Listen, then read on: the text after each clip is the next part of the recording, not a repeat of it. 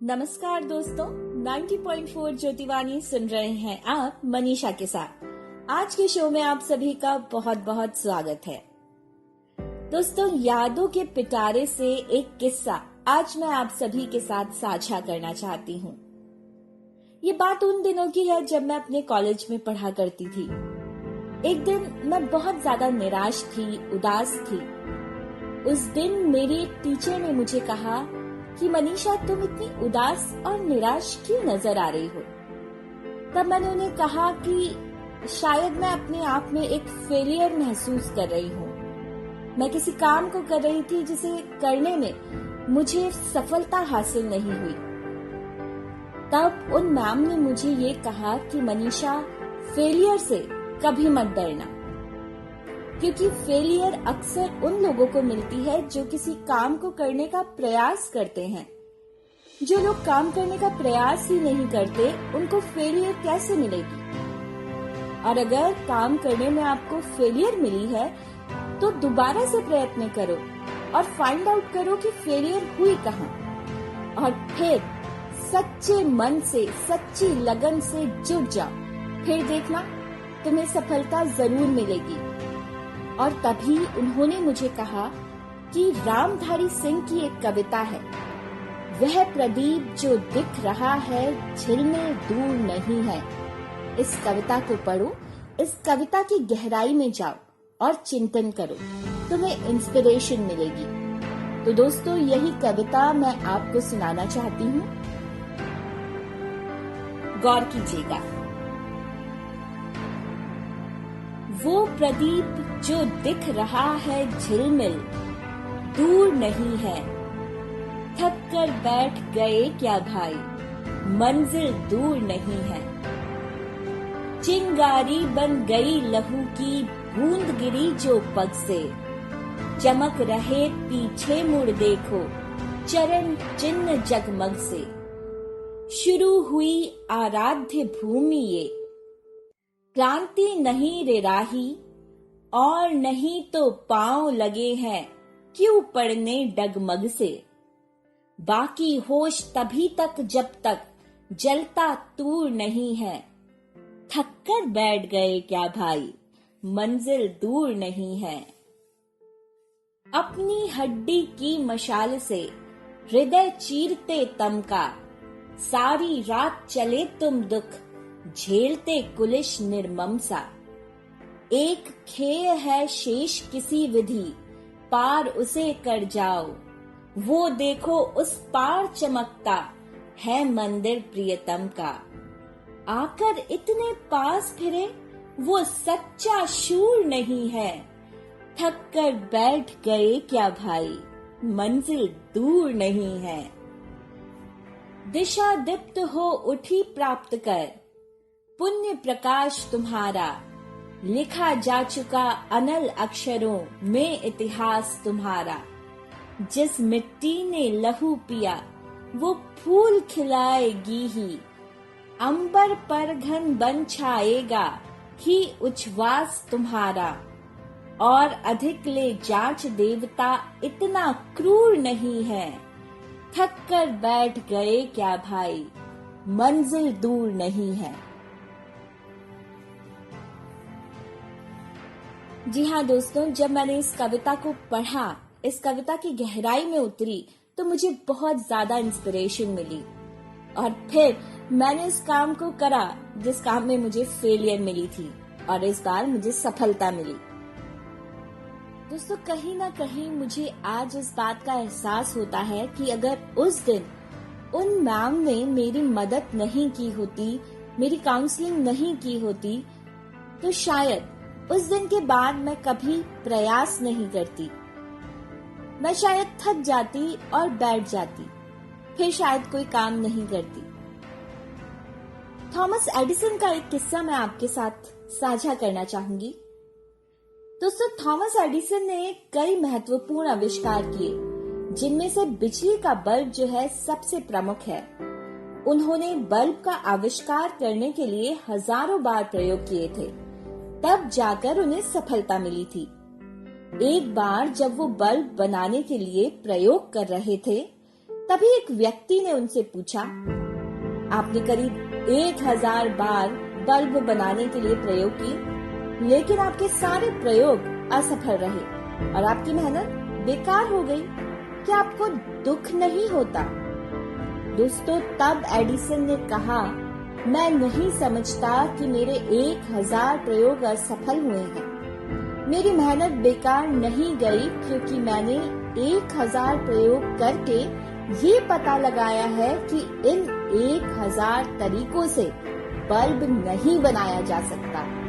मेरा हर प्रयोग बल्ब बनाने की प्रक्रिया का हिस्सा है और मैं अपने प्रत्येक प्रयास के साथ एक कदम आगे बढ़ाता हूँ।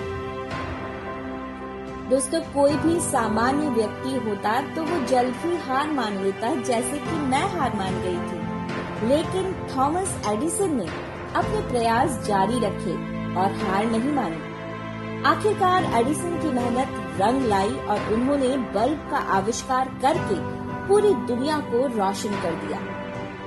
ये थॉमस एडिसन का विश्वास ही था जिसने आशा की किरण को बुझने नहीं दिया और पूरी दुनिया को बल्ब के द्वारा रोशन कर दिया। तो दोस्तों, अपने पथ पर डगमगाइए मत। जिस पथ पर चल पड़े हैं उस पथ में मुश्किलें तो बहुत होंगी, बहुत सी आंधियां आएंगी, बहुत से तूफान आएंगे, लेकिन उन तूफानों को चीर कर आगे निकल जाइए, क्षितिज तक जरूर पहुंचेंगे। इसी प्यारे से थॉट के साथ शुरुआत करते हैं आज के शो की। और आज के शो में दोस्तों हम बात करेंगे करियर इन टीचिंग एजुकेशन के बारे में। मिलते हैं एक छोटे से ब्रेक के बाद। बेटियों के सपने को पूरा करने के लिए समर्पित है ज्योति विद्यापीठ विमेंस यूनिवर्सिटी जयपुर, महिला शिक्षा हेतु सुरक्षित शिक्षण संस्थान। For admissions, log on to www.jvwu.ac.in या डायल करें टोल फ्री नंबर 180057222266।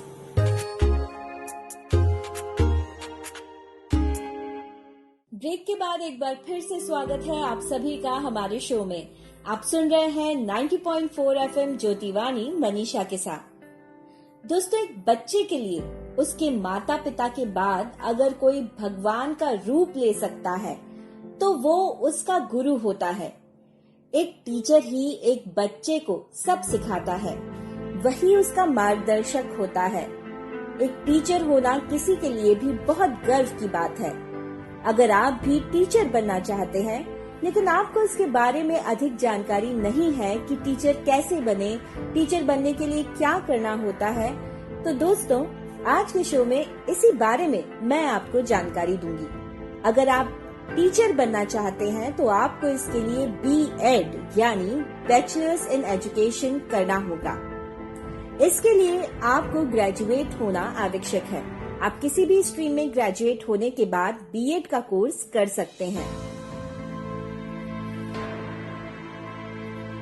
इस कोर्स की अवधि 2 साल की होती है। दोस्तों, शिक्षा के महत्व को समझते हुए शिक्षण कार्य करने के लिए भारत में जिस विशेष डिग्री को हासिल करना होता है उसी डिग्री को B.Ed कहा जाता है। आप सरकारी स्कूल में टीचर बनना चाहते हैं तो आपके पास B.Ed की डिग्री होना जरूरी है। साथ ही अब तो निजी स्कूल्स में भी ये कंपलसरी कर दिया गया है कि अगर आप निजी स्कूल में टीचिंग करना चाहते हैं तो वहाँ भी पढ़ाने के लिए आपके पास B.Ed की डिग्री होना जरूरी है। B.Ed 2 वर्ष का स्नातक कोर्स होता है।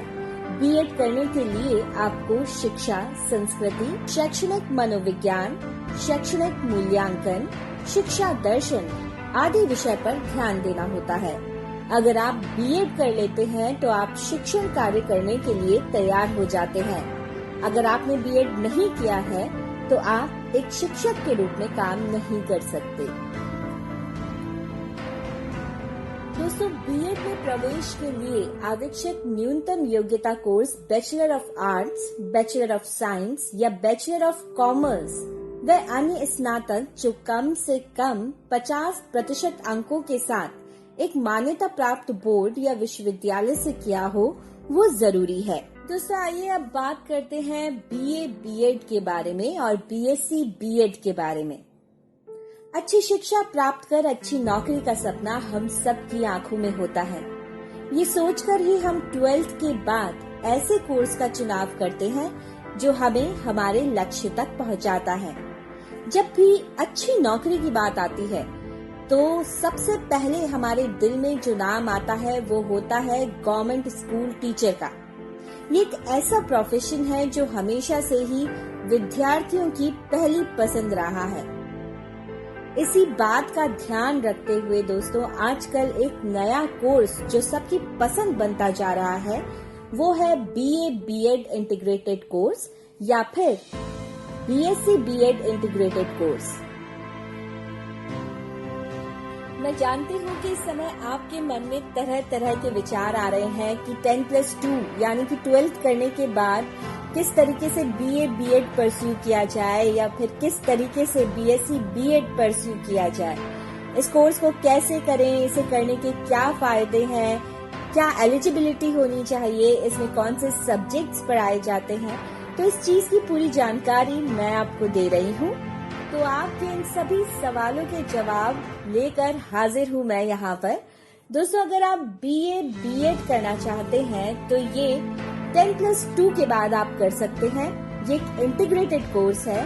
4 वर्ष का ये नवीनतम इंटीग्रेटेड कोर्स है जो बैचलर ऑफ आर्ट्स और बीएड बैचलर ऑफ एजुकेशन दोनों को मिक्स करके कंबाइन करके कोर्स तैयार किया गया है। ये विद्यार्थियों के लिए 12th के बाद अध्यापक बनने के रास्ते खोलता है। जो विद्यार्थी आर्ट्स ग्रुप से अध्यापक बनना चाहते हैं अब तक वह 3 वर्षीय बैचलर ऑफ आर्ट्स करने के बाद 2 वर्षीय बैचलर ऑफ एजुकेशन का कोर्स करते हैं। इस प्रकार दोनों कोर्स करने के लिए 5 वर्ष का समय लगता है। लेकिन दोस्तों अगर आप बीए बीएड या बीएससी बीएड परस्यू करते हैं तो इसकी अवधि सिर्फ 4 वर्ष की होती है, यानी कि आपका 1 वर्ष जो है वो बचता है। दोस्तों यदि आपने 10+2 करने के बाद ये मन बना लिया है कि आपको टीचर ही बनना है, टीचिंग लाइन में ही जाना है, तो आप सीधे 12th के बाद ही बीए बीएड कोर्स या फिर बीएससी बीएड कोर्स में एडमिशन ले सकते हैं। इस कोर्स में आपको जनरल सब्जेक्ट्स पढ़ने के साथ साथ टीचर ट्रेनिंग की शिक्षा दी जाती है। फ्रेंड्स, इस कोर्स का मुख्य उद्देश्य विद्यार्थियों की शिक्षा तथा शिक्षण क्षमता को बढ़ाना है।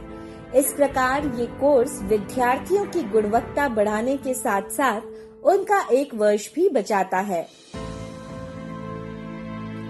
ये कोर्स सेमेस्टर प्रणाली के माध्यम से पूरा किया जाता है। इस कोर्स में 8 सेमेस्टर होते हैं। एक सेमेस्टर की अवधि 6 महीने की होती है। इस प्रकार 4 साल में कुल 8 सेमेस्टर होते हैं। फ्रेंड्स, बीए बीएड या बीएससी बीएड कोर्स करने के बाद आपको टेट या सीटेट टेस्ट पास करना होता है। इसे पास करने के बाद आप गवर्नमेंट स्कूल टीचर बन सकते हैं। आप प्राइवेट स्कूल्स में भी टीचिंग कर सकते हैं। अपना खुद का कोचिंग सेंटर खोल सकते हैं, स्टार्टअप कर सकते हैं। साथ ही केंद्र सरकार या राज्य सरकार द्वारा आयोजित विभिन्न प्रतियोगी परीक्षाओं में शामिल हो सकते हैं और डिफरेंट टाइप्स की प्राइवेट जॉब्स भी कर सकते हैं। दोस्तों यदि आप इस कोर्स को करने के बाद अपनी योग्यता को और बढ़ाना चाहते हैं तो आपके पास उच्च शिक्षा प्राप्त करने के लिए भी विकल्प हैं। उच्च शिक्षा प्राप्त करने के बाद आपके पास करियर अपॉर्चुनिटीज और भी बढ़ जाती हैं। उच्च शिक्षा के रूप में आप एमएड मास्टर ऑफ एजुकेशन या फिर एमए मास्टर्स ऑफ आर्ट्स या फिर MBA master of business administration भी कर सकते हैं। बातों का सिलसिला यूं ही जारी रहेगा। आप कहीं मत जाइएगा, सुनते रहिए 90.4 FM ज्योतिवाणी मनीषा के साथ। मिलते हैं एक छोटे से ब्रेक के बाद।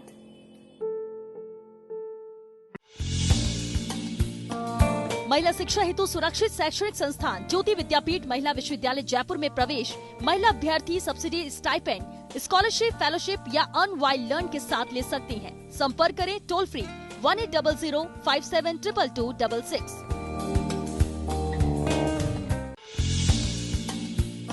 छात्राएं अपना करियर शिक्षा के क्षेत्र में nursery teacher, primary teacher, secondary teacher and senior secondary teacher के लिए ज्योति विद्यापीठ महिला विश्वविद्यालय जयपुर में प्रवेश कोविड-19 सब्सिडी के साथ ले सकती हैं। संपर्क करें टोल फ्री 180057222266।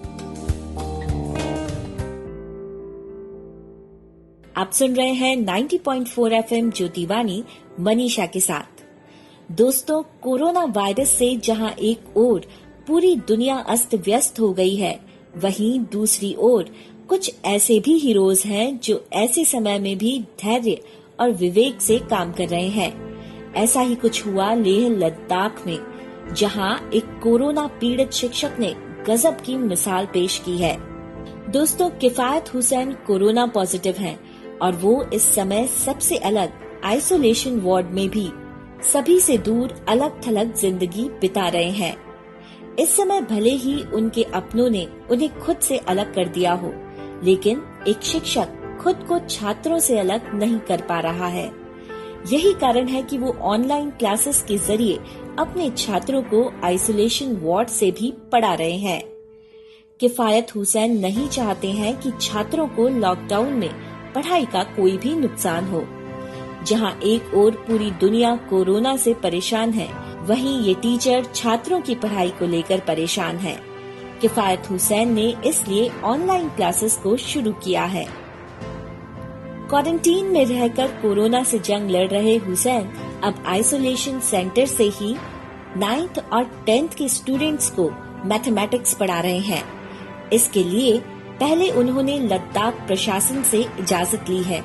इसके बाद उनके कमरे में एक बड़ा सा सफेद बोर्ड लगाया गया है और उसके ठीक सामने अपना मोबाइल फोन एक स्टैंड पर लगाकर वो वीडियो बनाते हैं। दोस्तों, किफायत कहते हैं कि पढ़ाना सिर्फ मेरी नौकरी नहीं है, बल्कि ये मेरा जुनून है।